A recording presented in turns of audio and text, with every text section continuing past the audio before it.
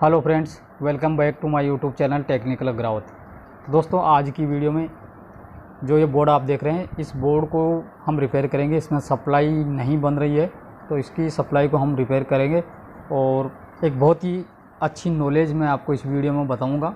क्योंकि आप बहुत से वीडियो देखते हैं, लेकिन उनमें नॉर्मली फॉल्ट के बारे में बात की जाती है और जो फॉल्ट का कारण और रहस्य होता है वो किसी भी वीडियो में आपको देखने को नहीं मिलेगा। तो मैं आज की इस वीडियो में पूरा डिटेल में बताऊंगा। तो वीडियो बहुत ही इंटरेस्टिंग और नॉलेजेबल होने वाला है, तो वीडियो को आप पूरा एंड तक देखना। और जिन लोगों ने हमारे चैनल को सब्सक्राइब नहीं किया वो सब्सक्राइब भी कर लेना। तो चलिए शुरुआत करते हैं वीडियो की।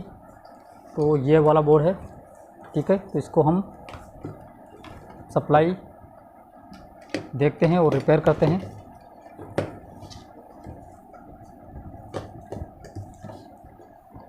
तो चलिए मैं इसे सप्लाई देता हूँ।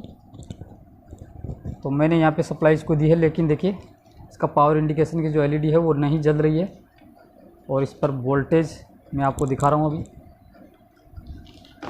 वोल्टेज आ रही हैं या नहीं आ रहे हैं। तो यहाँ पर हम वोल्टेज देखेंगे।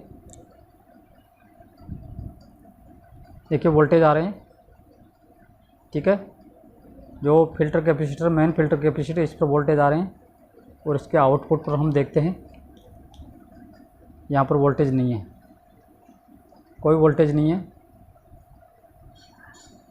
सेकेंडरी आउटपुट पर वोल्टेज मिलने चाहिए, लेकिन वोल्टेज नहीं है।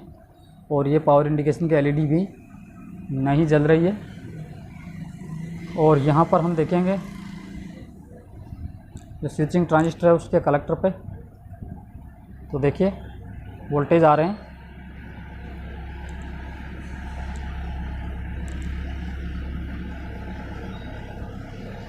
तो दोस्तों, इस कंडीशन में सबसे पहले इस कैपेसिटर पर वोल्टेज स्टोर रहेगा, क्योंकि आउटपुट में वोल्टेज नहीं आउट हो रहे हैं। इस वजह से इस कैपेसिटर पर वोल्टेज रहेगा।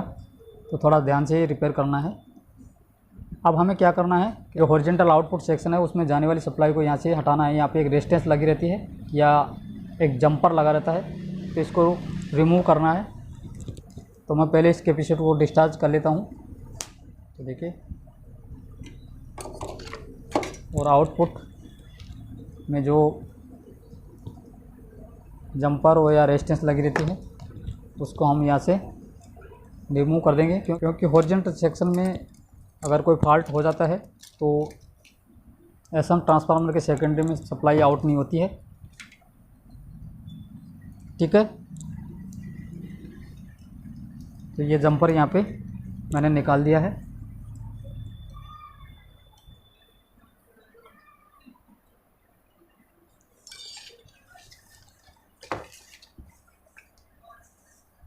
अब देखना है कि वोल्टेज आते हैं या नहीं आते हैं। तो फिर से मैं आपको दिखा रहा हूँ।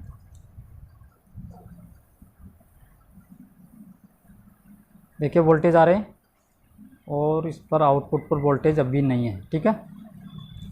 अब इस कंडीशन में यहाँ पर जो डायोड लगे हैं, इन डायोडों में से कोई सा भी एक डायोड अगर ख़राब हो जाता है तब भी आउटपुट में सप्लाई आउट नहीं होगी। तो हम कंटिन्यूटी से यहाँ पे चेक करेंगे।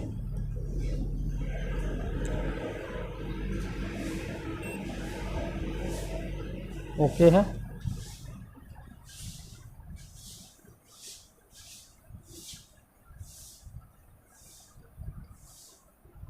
सभी ओके हैं। अब दोस्तों, यहाँ पर हमें ये जो स्विचिंग ट्रांजिस्टर यहाँ पे लगा है, इस ट्रांजिस्टर को चेक करना है। तो यहाँ पर ये वाला बेस है, ये कलेक्टर है।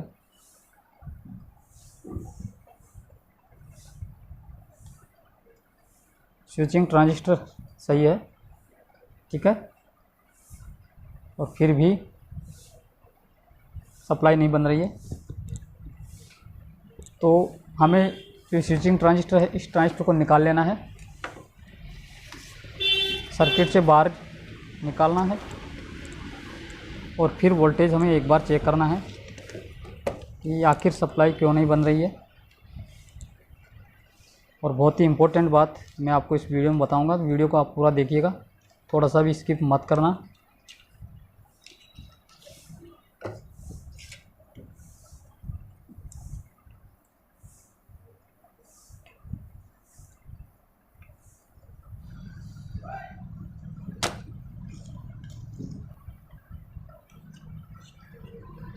तो दोस्तों ये ट्रांजिस्टर हमारा यहाँ पे निकल चुका है। ट्रांजिस्टर को हमने चेक किया, सही था। ठीक है, अब यहाँ पे हमें इम्पोर्टेंट बात देखनी है और इम्पोर्टेंट वोल्टेज आपको यहाँ पे देखने हैं। इससे हमें पता लग जाएगा कि आखिर में फॉल्ट कहाँ पर है। ठीक है, चलिए करते हैं चेक।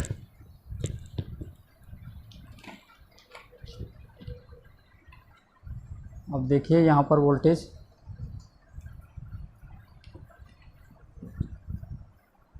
कलेक्टर पे वोल्टेज आ रहे हैं। अब यहाँ पे इम्पोर्टेंट बात यह है कि जो ये इस ट्रांजिस्टर, जो स्विचिंग ट्रांजिस्टर, इसके बेस ये है, ये इसका एमीटर है और ये बेस है और ये बीच वाला कलेक्टर है। इस बेस पर वोल्टेज मिलने चाहिए हमें। तो इस बेस पर कुछ वोल्टेज 0.4 0.5 वोल्ट के करीब मिलने चाहिए यहाँ पर। तो ये वोल्टेज यहाँ पे मिलने चाहिए।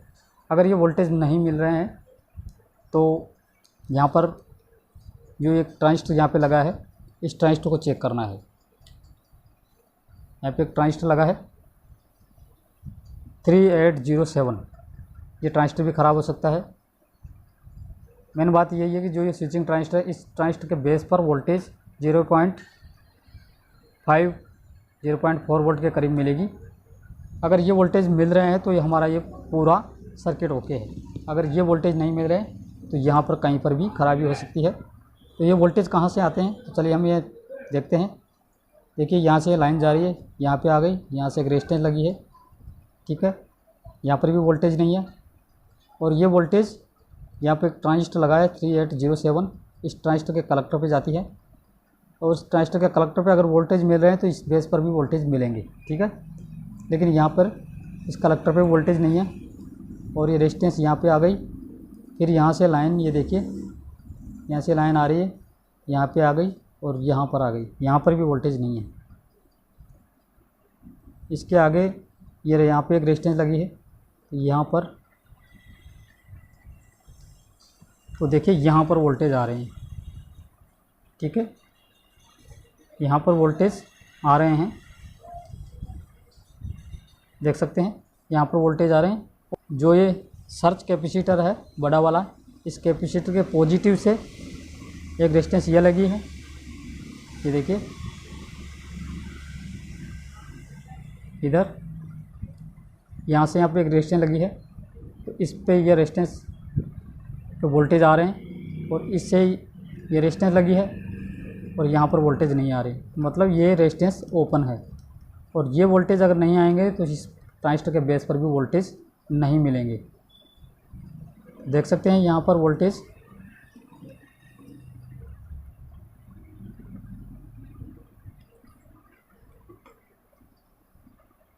आ रहे हैं,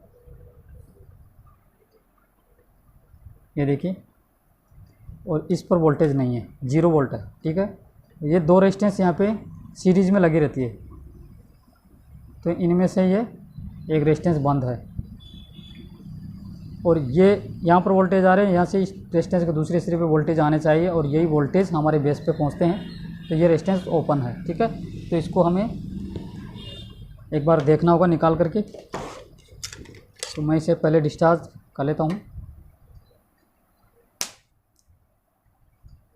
उसके बाद हम देखेंगे।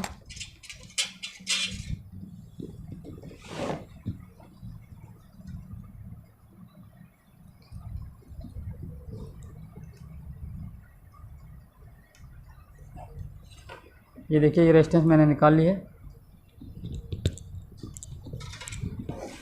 और दो रेजिस्टेंस लगी है यहाँ पर, ये यहाँ पे दोनों सेम वैल्यू की रेजिस्टेंस रहती है। तो चलिए चेंज करते हैं दूसरी रेजिस्टेंस। तो मेरे पास ये टूटा हुआ बोर्ड पड़ा है, इसी वैल्यू की रेजिस्टेंस यहाँ पे लगी है। तो एक रेजिस्टेंस इसमें से निकाल लेंगे और इस रेजिस्टेंस की वैल्यू मैं आपको बता देता हूँ। 120 के की रेजिस्टेंस है ये। ठीक है, तो ये रेजिस्टेंस हम यहाँ पे निकाल लेते हैं।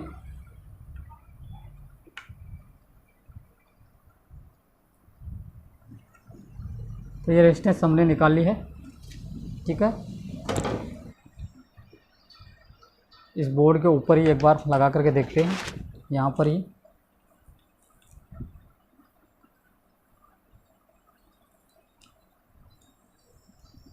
और फिर यहाँ पर वोल्टेज चेक करते हैं।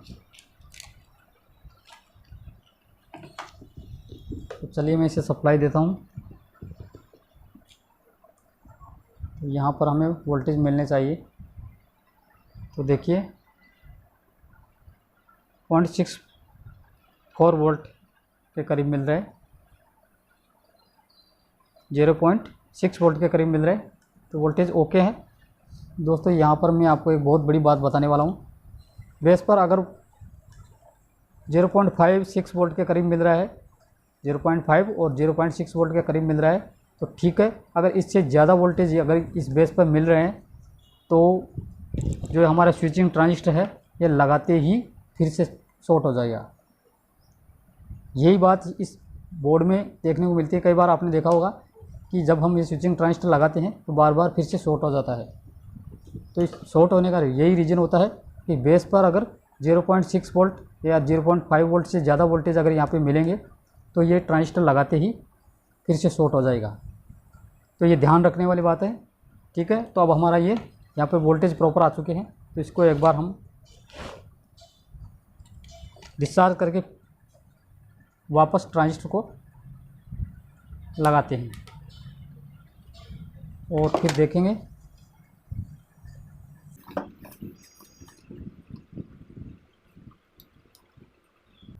क्योंकि हमारा ट्रांजिस्टर तो सही है।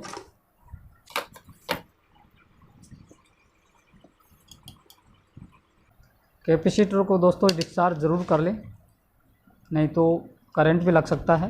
थोड़ा ध्यान रखने वाली बात है, ठीक है। हमारा ये ट्रांजिस्टर यहाँ पे थोड़ा टाइट कसेंगे। अगर इसका लूज रखेंगे तो इसकी हीट, ये गर्म भी होता है, इसकी हीट ये हीट सिंक पे नहीं ट्रांसफ़र होगी तो भी ट्रांजिस्टर ख़राब हो जाता है, ठीक है। सोल्डरिंग कर देते हैं।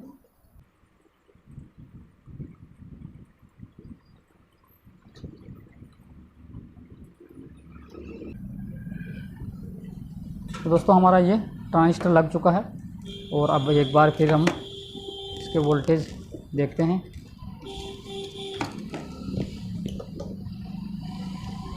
तो देखिए पावर इंडिकेशन की एलईडी जल गई है और आउटपुट में वोल्टेज भी मिलेंगे। तो यहाँ पर हम वोल्टेज देखते हैं। देखिए 96 वोल्ट के करीब मिल रहे हैं, ठीक है। 20 वोल्ट, 8.7 और ये 13 वोल्ट के करीब मिल रहे हैं। तो ये हमारा सप्लाई सही हो चुका है। तो दोस्तों ये दोनों रेजिस्टेंस जो सीरीज़ में लगी है ये बहुत ज़्यादा ख़राब होती है। उनके ख़राब होने की वजह से जो ट्रांजिस्टर है इसके बेस पर वोल्टेज नहीं जाते हैं और ये स्विचिंग क्रिया इसमें नहीं होती है, हमारा आउटपुट में सप्लाई नहीं मिलता है, ठीक है। तो हमें ध्यान रखने वाली बात यही है कि अगर इस पर वोल्टेज ज़्यादा आ रहे हैं बेस पे तो ट्रांजिस्टर को कभी भी नहीं लगाना है। और जो ये सर्किट है यहाँ पे जो ये कंपोनेंट लगे हैं इनको ज़रूर आपको चेक करना है। तो वीडियो कैसा लगा, अच्छा लगा तो लाइक कीजिएगा और जो लोग हमारे चैनल पर नए आए तो चैनल को जरूर सब्सक्राइब करना। इसके साथ ही बेल आइकन प्रेस करके ऑल नोटिफिकेशन ऑन कर लेना।